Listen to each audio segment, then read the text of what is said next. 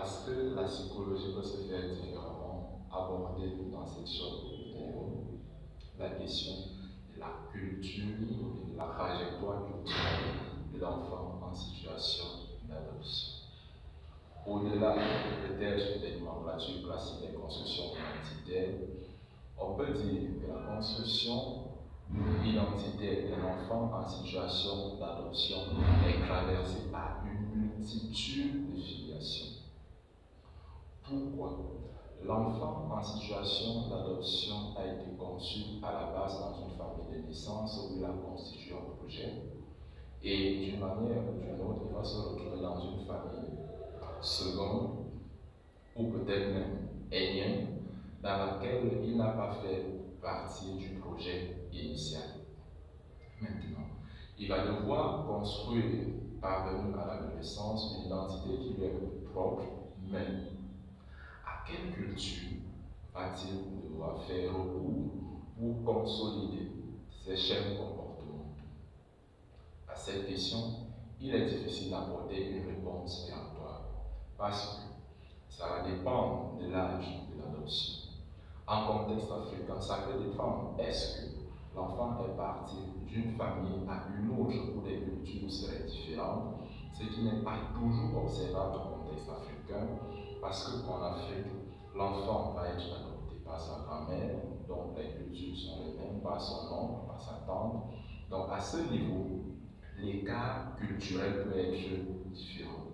Mais il peut aussi arriver avec l'évolution aujourd'hui des mariages interculturels qu'on se retrouve dans une situation où l'enfant a grandi avec le pôle familial peut-être du nord et il va être reçu dans le pôle sud, ce qui peut constituer parfois des entre-deux culturels et puis qui va rendre difficile un choix parfois inconscient pour que l'enfant puisse se fixer à une identité qui lui est propre. Parce que l'identité culturelle, disons-le, c'est un ensemble de coutumes, de valeurs, de comportements et même de mets qui constituent une situation précise. Mais d'une famille à une autre, cet ensemble d'éléments peuvent varier. Ce qui va interroger chez l'enfant. Un autre élément ici qu'on va appeler l'identité ethnique qui renvoie à la croyance, à l'appartenance à une culture donnée. Maintenant que l'enfant est parti d'une situation à une autre, d'une famille à une autre, ou bien d'une institution à une autre, parfois même d'un pays à une autre, il croit en réalité à quelle culture.